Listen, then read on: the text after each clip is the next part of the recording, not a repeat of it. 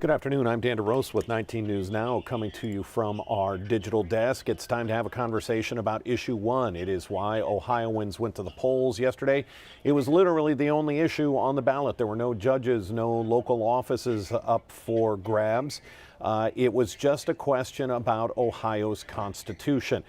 Those in support of issue one felt that if you want to change the state's Constitution, you should need 60% of the voters to agree. If you voted against issue one, you thought it should stay at 50% plus one vote, the way it has been since 1912 in the state of Ohio. Of course, the no vote clearly won 57% of the vote. That is on the verge of being a landslide. But the question is, what happens now? And why did last night's vote have an impact on what we're about to see coming up in November? To answer those questions, we're going to bring in Professor Jonathan Enton. He is with Case Western Reserve University, both with the law school and the political science school there at Case Western. Professor, we've had you on before, but I want to welcome you again. Thanks for joining us. Thanks for having me back. Let's have a conversation, first of all, about last night's turnout. With it just being one single issue on the ballot, we weren't voting for president, we weren't voting for governor. Still, 38% of registered voters turn out. Is that a good number? And what does it say about issue one? It's a good number compared to the August election in 2022, which was below 10%. And some people thought that we would have a really tiny turnout yesterday, like the one we had last August. Obviously, a much higher turnout than last August. And that suggests the importance of issue one to a lot of voters. At the same time, 38% is not the most impressive turnout that you could imagine. If this vote had taken place at a more conventional time, November, for example, or May, when we often have general elections or primaries, we probably would have had a higher turnout at one of those times. But that's when this was put on the ballot. And 38% is a pretty solid turnout for an August election. It is an interesting number. Just by comparison, to give people some ideas, the last presidential election, 2020, in the state of Ohio, we had a 73.99, basically a 74% turnout. That's pretty good. When we look at our last governor's election in 2022, we were at 52% turnout. So you can see, as the professor said, when it takes place in November, when there are other things on the ballot, you're going to get a higher turnout. That being said, we've looked at the numbers. It was a decent turnout, much better than what we've seen for special elections. It shows that there was passion on the side of both yes and no for issue one. Professor, answer for us, and we're not asking for your side if you were a yes or a no, but answer for us. This was a question about our Constitution. How much should it take to change the state's Constitution? Then why were we seeing so many ads saying this was about abortion, saying this was about parental rights, and if a child wants to get treatment to be transgender? Why were we seeing ads like that if this was just a question about our Constitution? Because when this proposal was being discussed in the legislature, everyone understood that there was a proposed reproductive rights amendment that might go on the ballot in November. Now we know that it will be on the ballot because it's gotten more than enough signatures to qualify for the ballot. And it was widely thought that that proposal, the reproductive rights proposal, had a simple majority, but less than 60% support. So the idea was for people who wanted to tie these two things together, that a vote for issue one would make it more difficult for the reproductive rights amendment to pass. So if you're pro-life, on this reasoning, you'd support issue one because that would make it more difficult to get to the 60% majority that issue one would require.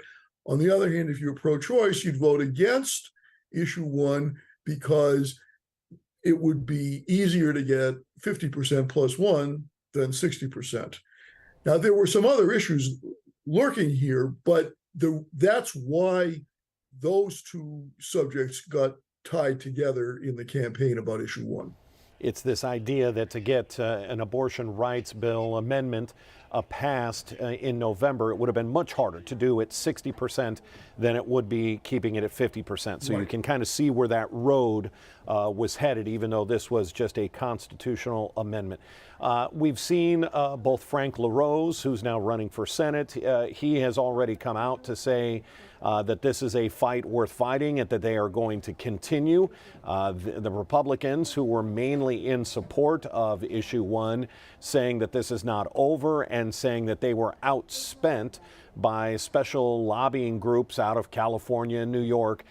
Does that hold water? Who was spending money on all of the no on issue one advertisements? Well, it turns out that the great majority of money spent on both sides of issue one came from outside the state. So it's a little bit rich to say that issue one was supposed to protect the Ohio Constitution from out-of-state interests, when that's exactly who provided the bulk of the funding for issue one. And certainly a lot of out-of-state interests were providing funds for the no on issue one campaign as well. But it's not like one side was the home team and the other side was the carpetbaggers. It's a very good point. It's a divisive issue, to say the least. What do you expect? You put your hands and your head in all of this. Where does this go from here? This debate is not over. The abortion debate is not over. We can look at Ohio. Was Ohio the testing ground? Were there states and lawmakers all over the country waiting to see what happened here?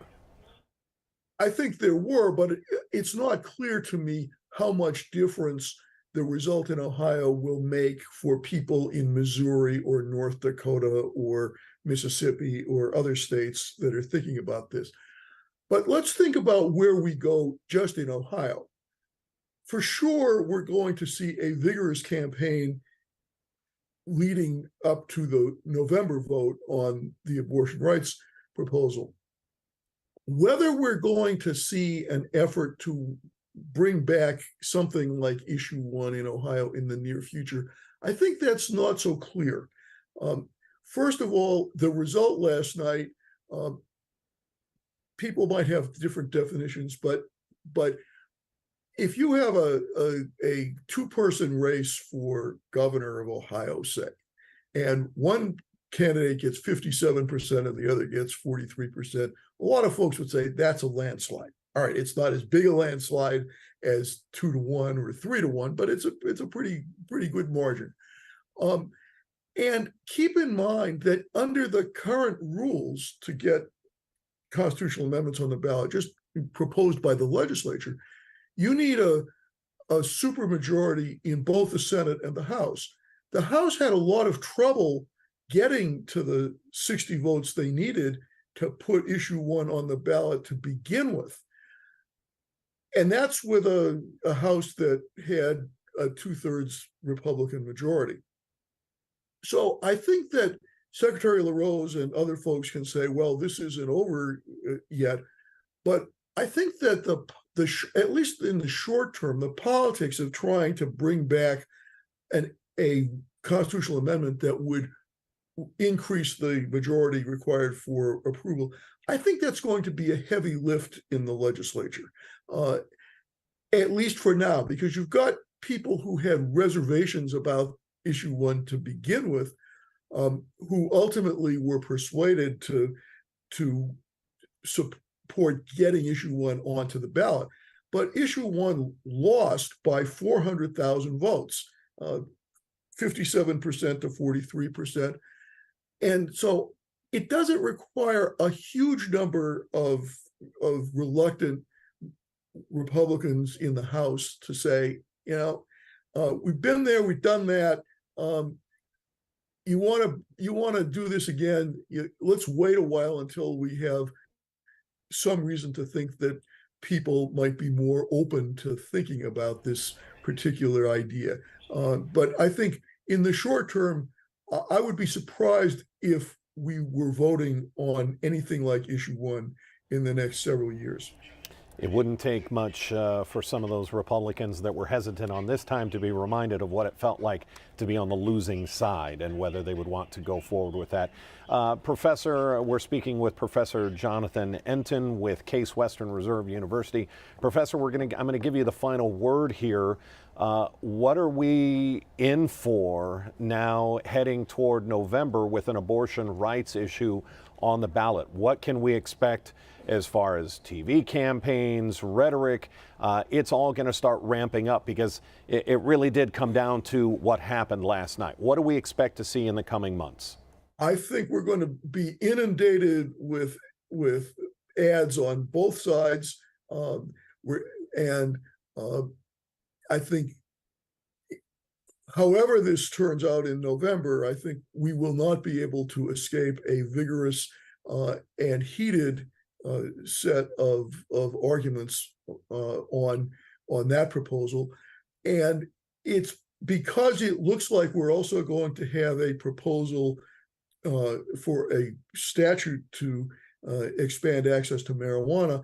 I think we're going to have a pretty vigorous campaign season, and an unusually vigorous campaign season, because usually in odd-numbered years, we're just voting on local offices. Now we're going to be voting on two potentially hot-button statewide issues. So I think we should just be prepared to be overwhelmed with rhetoric on both of those issues. As if we weren't tired of the issue one commercials.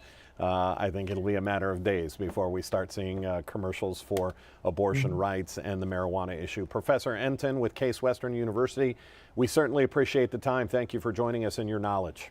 Well, thanks for having me. All right, take care, sir.